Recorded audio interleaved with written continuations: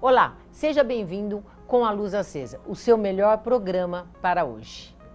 Algumas mulheres sofrem com os problemas ginecológicos. Muitas ficam embaraçadas e algumas sem saber a quem recorrer. Como é o caso de uma dorzinha perturbadora no órgão genital feminino que recebe o nome de vaginismo. Isso mesmo! Vaginismo é uma contração involuntária da musculatura vaginal que impede a penetração.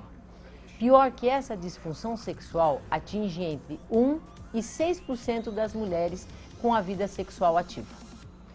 Pouco conhecida e muitas vezes confundida com a dor na relação sexual, cujo nome técnico é dispareunia, o assunto é sério. E para nos dar uma luz, fomos investigar um pouco mais sobre o tema.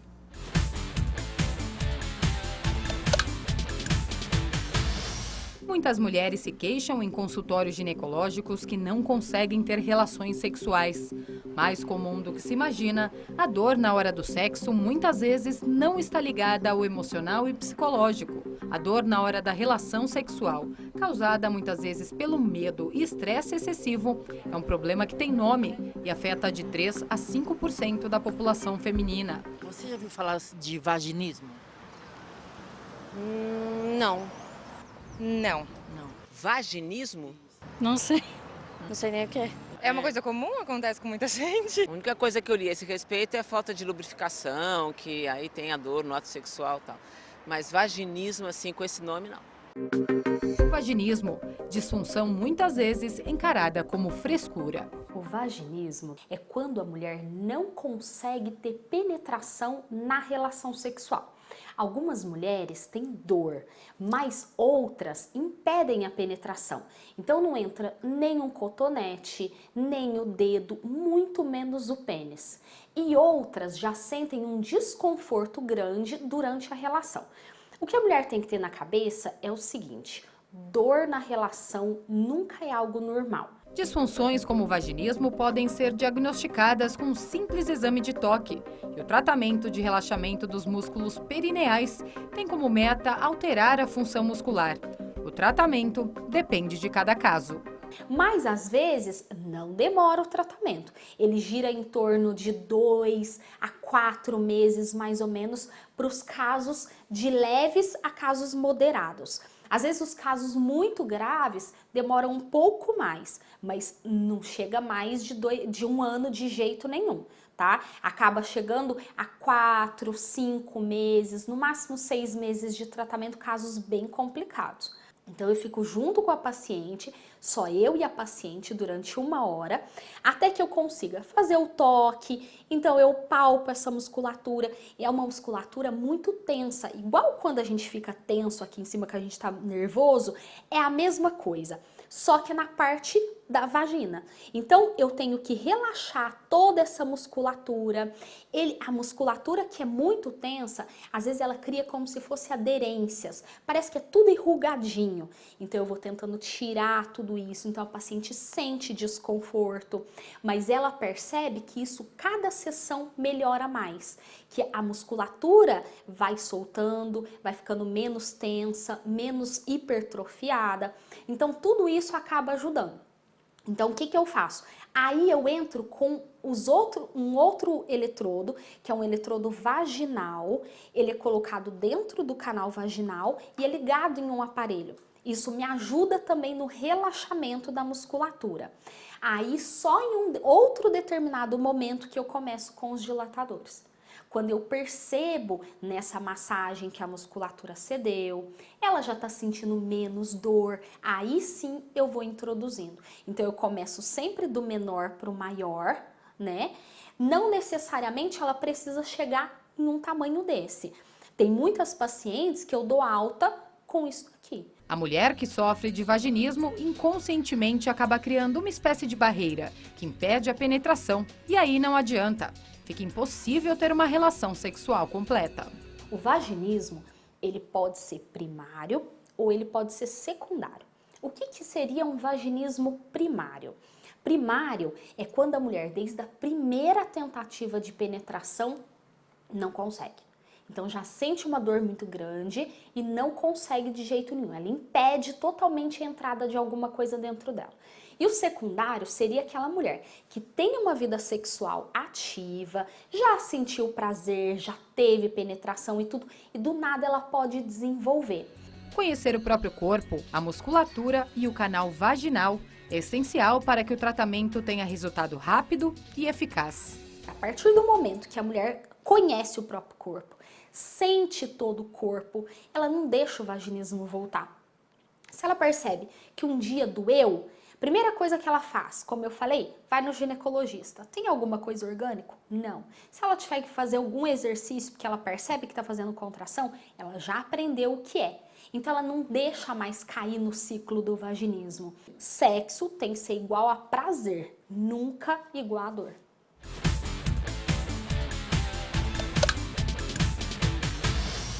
E agora vamos fazer uma pequena pausa para tomar um drink. E no próximo bloco você confere que somente esse ano o Brasil já registrou 218 assassinatos de GLBTT, gays, lésbicas, bissexuais, transexuais e travestis. Fica com a gente, o intervalo é rapidinho.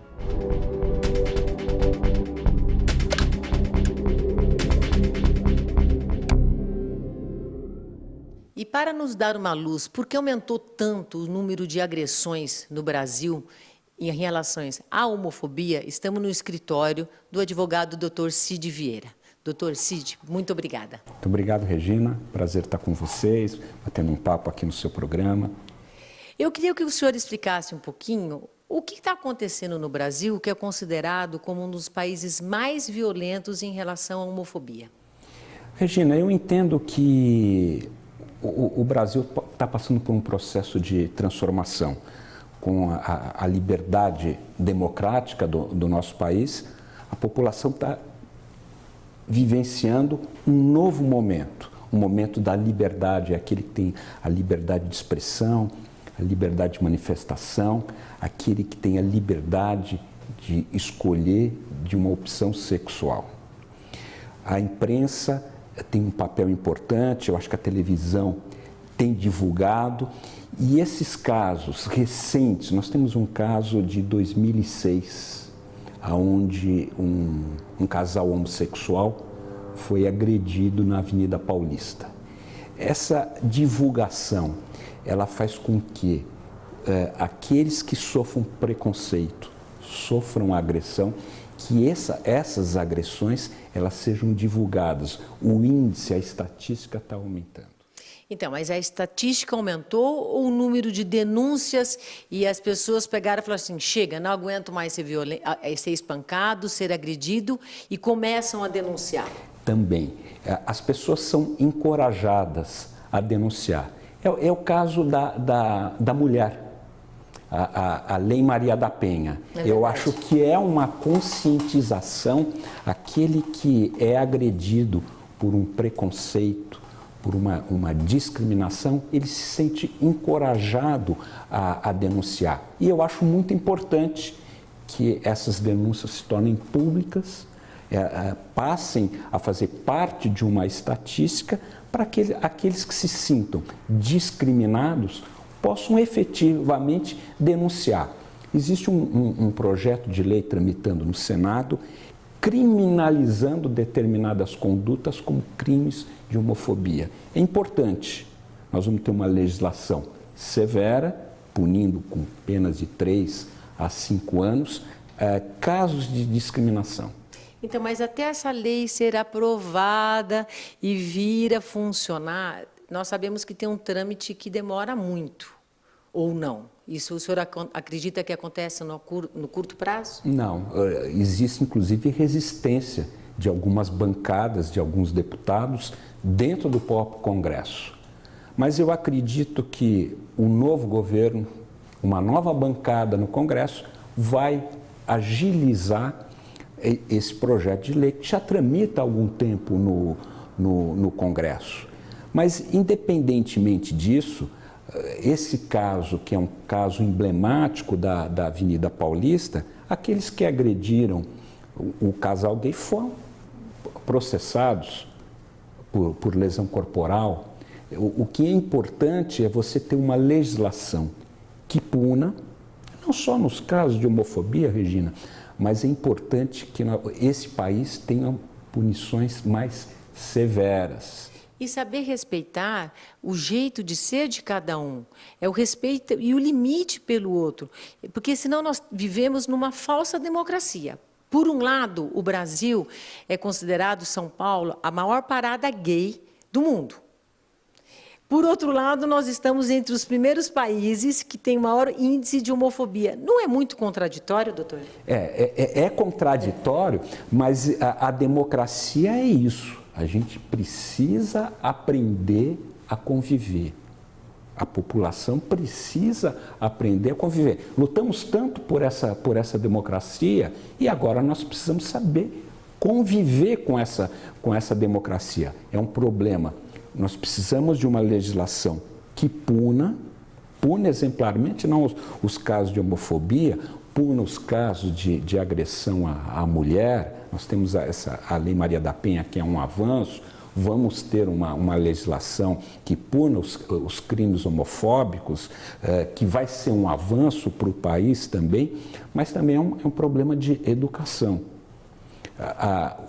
As crianças aprenderem desde cedo que nós precisamos aprender a respeitar a liberdade de cada um, a decisão de cada um. Cada um é livre para fazer aquilo que pensa, aquilo que tem vontade, claro, respeitando sempre o seu limite.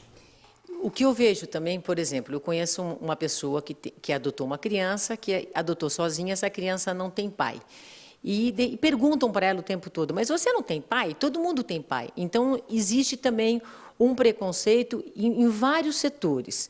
Como que nós devemos orientar os jovens, as mães, os pais, para uma nova geração? Existem casais hoje que são 2 homens, 2 mães. Como orientar para evitar esse preconceito e essa violência absurda que está? Eu entendo que a orientação ela começa na base, na criança. Mas para orientar uma criança, você precisa ter um adulto consciente para que possa orientar. E um adulto não preconceituoso. E um adulto não preconceituoso. É importante você poder... eu acho que a educação ela é a base de tudo de um homem. E vale ressaltar que a educação é dentro de casa, porque estão delegando a educação para as escolas. É um ponto muito importante. A educação, Regina, ela realmente começa dentro de casa. Você não pode delegar a um professor que transmita para o seu filho alguns princípios morais. Esses princípios morais começam dentro da sua casa. Então, é difícil você querer que uma criança não tenha determinado tipo de preconceito se o pai é um preconceituoso. Então, é uma questão difícil, mas eu acho que é possível com a educação das crianças, numa nova geração, você preparar para saber conviver com um regime democrático. E para as pessoas, por exemplo, que de repente estão num lugar e vê uma cena de preconceito contra um casal homossexual, o que esse cidadão deveria fazer? Bem, nós não temos ainda uma legislação que puna uma situação de preconceito. Eu tenho um filho que é homossexual, um exemplo, e ele está sofrendo bullying na escola, ele está sendo ameaçado. Qual a minha postura como mãe que eu devo tomar? Bom, eu acho que, em primeiro lugar, você precisa conversar muito com o seu filho, orientar. Em relação ao bullying da escola, que ocorre na escola, tem que conversar com a escola, e se a escola não tomar providência, você pode ir ao Ministério Público. E fazer uma denúncia. Fazer uma denúncia para que os fatos sejam investigados. Mas o diálogo é o melhor caminho. As escolas hoje têm sido sensíveis a essa questão, passa por essa transformação, e eu tenho tido notícias de escolas que tem procurado se adequar a essa realidade. Eu conheço escolas, por exemplo, que não comemora mais o Dia das Mães ou o Dia dos Pais. Eles comemoram o Dia da Família. Porque daí, nesse Dia da Família, consegue agregar quem mora junto com essa criança, independente se são 2 homens ou 2 mulheres. Eu vejo isso como uma mudança no ensino. É uma evolução. E nós tivemos, falando em evolução, esses dias, um projeto aprovado relativo à guarda compartilhada. A guarda compartilhada dos filhos agora não precisa ser pleiteada, é um direito Mas isso já foi aprovado? Vai para a sanção presidencial. Independente se sejam 2 homens ou 2 mulheres, existe uma criança que é o que deve ser pensado nesse momento. O que nós temos que pensar, a guarda compartilhada é para essa criança, quando ela foi separada de uma das partes, ela ser lembrada e cuidada e dividida responsabilidade com umas coisas boas também, não é mesmo? É o bem-estar da criança. Da criança. Que eu acho que é isso que é o foco. Que é o foco. Tá. Agora, outra pergunta. Nós temos vendo assim, existe um pouco de chacota, de risos, quando nós vimos um casal gay se beijando, se abraçando num restaurante ou numa boate, e o que não acontece com a parte quando você vê um casal hétero. Por que acontece isso? Por que as pessoas olham como se fosse um ET, alguma coisa assim? Eu acho que é uma questão cultural também. E de educação também. Você precisa aprender, a população precisa aprender a respeitar, a entender. Você pode não gostar, se você se sentir incomodado, você sai, mas é um direito. Essa dica que o senhor deu foi fundamental. Eu posso não aceitar, não gostar, me sentir incomodado. Então, eu me retiro do local, tá? Mas o que eu jamais é agredir ou começar a fazer caras e bocas e apontar. Não, você precisa respeitar.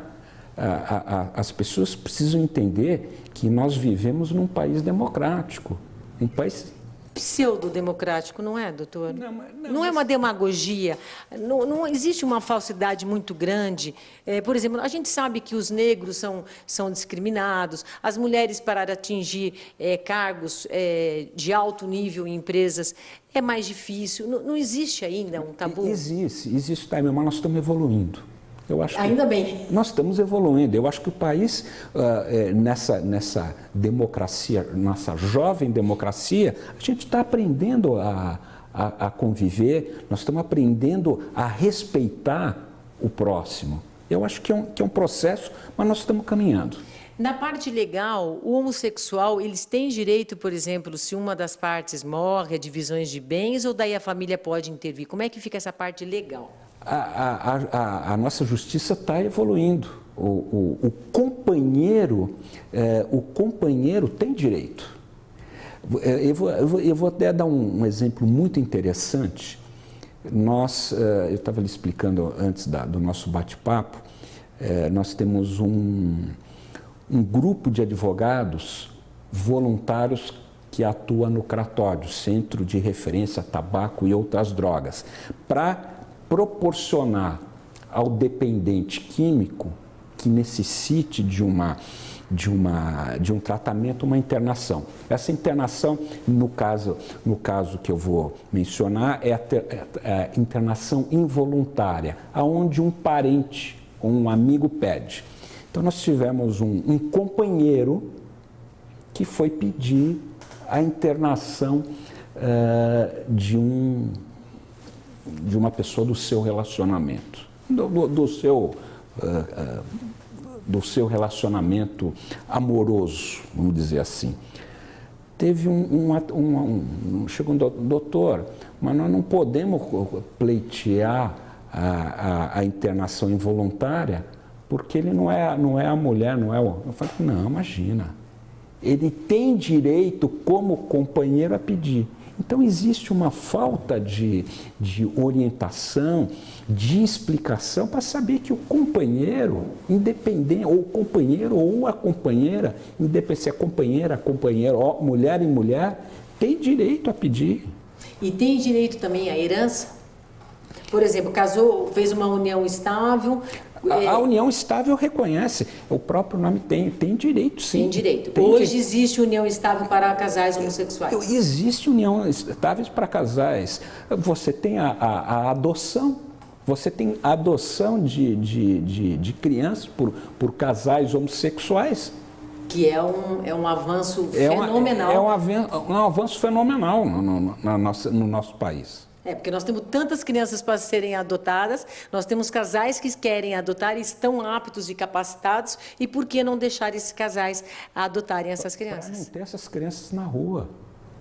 Essas crianças têm direito a ter uma educação. E a ter uma família. E o fato de ser 2 homens ou 2 mulheres não significa que será uma família melhor ou pior. Será uma família diferente e nós temos que aprender a lidar com a diversidade. Foi o que eu lhe disse. Nós podemos não concordar, mas temos que respeitar e aprender a conviver com a diversidade. Parabéns. Agora o doutor fechou com chave de ouro. É saber respeitar o outro, é saber respeitar os seus limites e saber se respeitar também. E se questionar, por que será que me incomoda tanto eu ver um casal homossexual se abraçando e se beijando? Será que esse preconceito não está muito mais dentro e querendo me transmitir outras coisas que não estão tão claras assim? Doutor, obrigada. Sua ajuda foi realmente... clareou bastante para a gente. Muito obrigado. Foi um prazer estar com você aqui.